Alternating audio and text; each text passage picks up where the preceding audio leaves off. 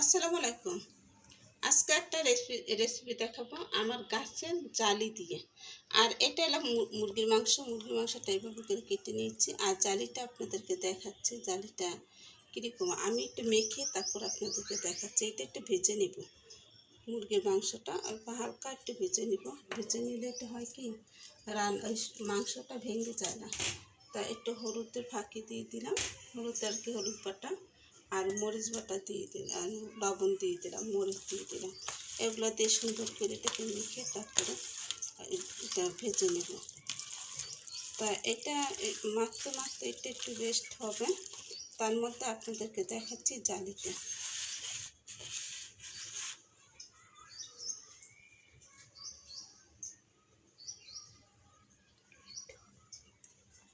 এই দেখুন আমার গাছের জালি, কে বিশ্বাস করবেন এটা আমার গাছের জালি। আমি গাছ থেকে কেটে এনে দেখুন এখনও কিন্তু ফুল পড়ে নেই, আর তত্তাজা জালি। আমি এই জালি দিয়ে আজকে এই মাংস দিয়ে এটাকে রান্না করবো। আপনারা কখনো খেয়েছেন জালি দিয়ে মাংস?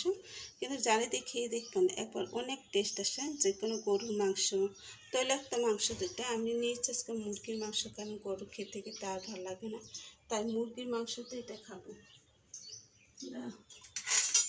আপনাদেরকে একটু কেটে দেখাচ্ছি ভিতরটা। আমার গাছে আরও কয়েকটা জালি আছে আল্লাহর মতে, এগুলো খাবো কিন্তু শেয়ার আর করতে পারবো না, আপনাদেরকে শেয়ার করে দেখালাম। এটা হলো চীনা জালি। চীনা জালি বলে যেটা, সেটা এইখান থেকে সাদা সাদা অংশ থাকে না, এগুলোর বলে চীনা জালি। এই তো ছোটো একটা ঝাঁকার মধ্যে কি সুন্দরভাবে হয়ে গেছে জালিটা, আমার কাছে খুব ভালো লাগছে। নিজের গাছের জিনিস, তাই আপনাদের সাথে শেয়ার করলাম। আচ্ছা যাই, এটাকে কেটে ধুয়ে নেব। আমি একটা ছোটো একটা কড়াই নিয়েছি তাওয়ার মতন, ওটার মধ্যে আমি এটা মাংসটা দিয়ে দিচ্ছি, একসাথে সব কটা দিয়ে দিলাম।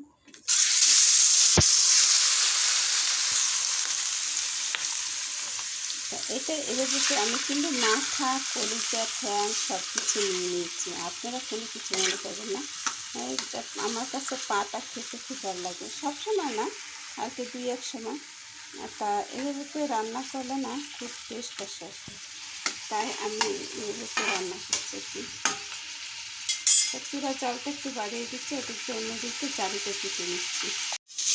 আচ্ছা তেলটাও দিয়ে দিয়েছি, সরিষার তেল দিয়ে রান্না করি, তেলগুলো এক সাইডে সব কিছু করেছি। এভাবে সরিষার তেল দিয়ে রান্না করলে না তরকারিটা খুব স্বাদ লাগে। আমরা সরিষার তেলই খাই, সরিষার তেল, পশ্চিমের তেল, এইসব তেলই আমরা খাই। সয়াবিন তেলটাও খাই, কিন্তু এটা ভাজার জন্য, সব কিছু রেসিপির জন্য, ভাজার জন্য সেগুলো ব্যবহার করা হয়। তাই সে দিয়ে দিলাম আদা, রসুন আর একসাথে পেস্ট করা, দিয়ে দিচ্ছি হলুদ বাটা। অন্যদিক দেখি মাংসটা ভাজা হয়ে গেছে, চুলাটা অফ করে দিলাম। এখন সব কিছু একসাথে দিয়ে এটাকে নেড়ে নিচ্ছি। চুলা একটা অফ হয়ে গেছে, যেহেতু এটা যখন এটা গরম হয়ে যায় তখন কিন্তু একা অফ হয়ে যায়। এখন আমার উপকার মশলাগুলো দিয়ে দিচ্ছি মরিচের গুঁড়ো। ঝালটা একটু লাগবে, একটু ঝাল ঝাল না হলে ভালো লাগে না। দিয়ে দেবো আপনার হলুদ আর কি ধনে জিরার গুঁড়ো, আমি সবসময় একসাথে ফাঁকি করি, তো ধনে জিরার গুঁড়ো 2 চামচ দিয়ে দিলাম। দিয়ে দেবো স্বাদ মতো লবণ, স্বাদ মতো লবণটা দিয়ে দিলাম। আর দিয়ে দেবো একটু পেঁয়াজ বাটা। পেঁয়াজ বাটাটা দিলে তরকারি স্বাদটা একটু ঘন হয়ে আসে, তরকারি সুন্দর হয়, কালারটা সুন্দর হয়। তা এখন সব দিয়ে একসাথে এটা নেড়ে করে কষিয়ে নিচ্ছি। দেখুন তেল কিন্তু সব এক সাইডে সাইডে হয়ে যাচ্ছে। আর রাইস কুকারে এটা থাকে না যে তেল পুরো পড়ে যায় কি সাইডে। তা এখন এটা খুব ভালো করে এটাকে কষিয়ে নিচ্ছি। এটা হালকা একটু পানি দিয়ে দেবো, যেহেতু এটা মাংসটা একটু ভালো মতো না কষালে কিন্তু ভালো লাগে না।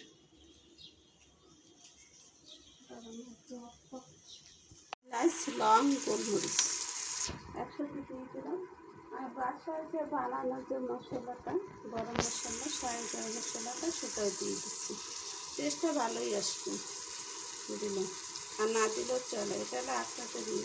এটা হলো সামাজিক একটা রান্না, যে চিকেনটা সামাজিক চিকেন যেভাবে রান্না করেন এটা আমি সেভাবে দিলাম। তার ঘরোয়া মশলাটা আমি দিলাম, সবই ঘরোয়া মশলা। তা সুন্দর করে একটু কষিয়ে দিলাম।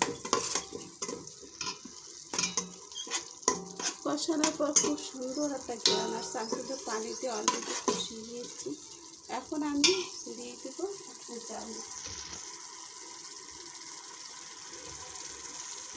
জালিগুলো দিয়ে দিচ্ছি। আমি একটু ডুমডুম করে কেটে নিয়েছি, এরকম বড় বড় করে, যে একটু জালি মাংসের সাথে যাবে তো, তাই এটাকে একটু বড় করে কেটে নিয়েছি। আর বড় করে কেটে নিলে কিন্তু খেতে কিন্তু ভালো লাগে। আপনারা একটু রান্না করে দেখেন একবার।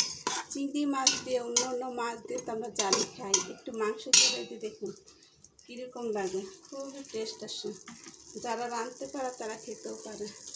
বলে না, যারা রাঁধতে পারে তারা সবই করতে পারে। আসল কথা হলো এটা। আজকে যাই হোক বন্ধুরা, এটাকে সুন্দর করে কষিয়ে নিলাম। আর এটা কষানো হয়ে গেলে তারপরে ভাজা মাংসগুলো এগুলো দিয়ে দিব।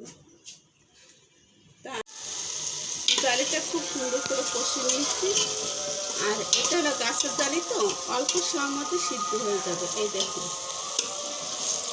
আপনাদেরকে দেখাচ্ছি কত সুন্দর সিদ্ধ হয়ে গেছে। এখন মাংসটা দিয়ে দিচ্ছি, ভাজা মাংস দিয়ে একটু নেড়ে চেড়ে একটু পানি দিয়ে দিই। এটা কিন্তু কাজ বেশি কষানো দরকার হবে না, কারণ এটা ভাজা মাংস। এটা ভেজে নিয়েছি। এখন দিয়ে দেবো কয়েকটা রসুন, 3টা রসুন দিয়ে দিচ্ছি।